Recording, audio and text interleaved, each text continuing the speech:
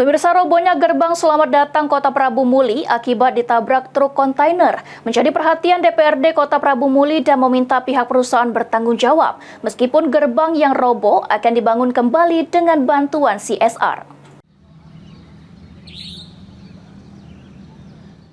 Gerbang Selamat Datang Kota Prabu Muli yang roboh karena ditabrak truk kontainer yang menerobos masuk kota beberapa waktu yang lalu akan segera diperbaiki dengan bantuan CSR. Ketua DPRD Kota Prabu Muli Sutarno mengatakan meski akan dibangun melalui bantuan CSR, pihak ketiga yang menabrak gerbang hingga roboh harus tetap bertanggung jawab dengan ganti rugi.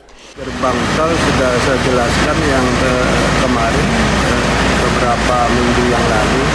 Jadi intinya terkait hal tersebut kan pihak ketiga itu harus tanggung jawab, harus ganti rugi, karena keduanya juga mungkin untuk mempercepat pembangunan kembali, jadi melalui KSU Pertamina kemarin sudah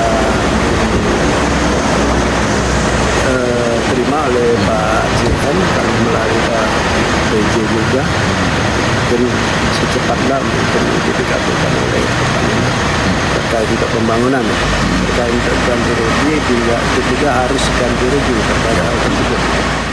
Ketua DPRD Kota Prabu Muli juga menghimbau agar mobil dengan bertonnase berat dilarang masuk Kota Prabu Muli karena sudah melanggar peraturan daerah, namun bisa melalui jalan lingkar.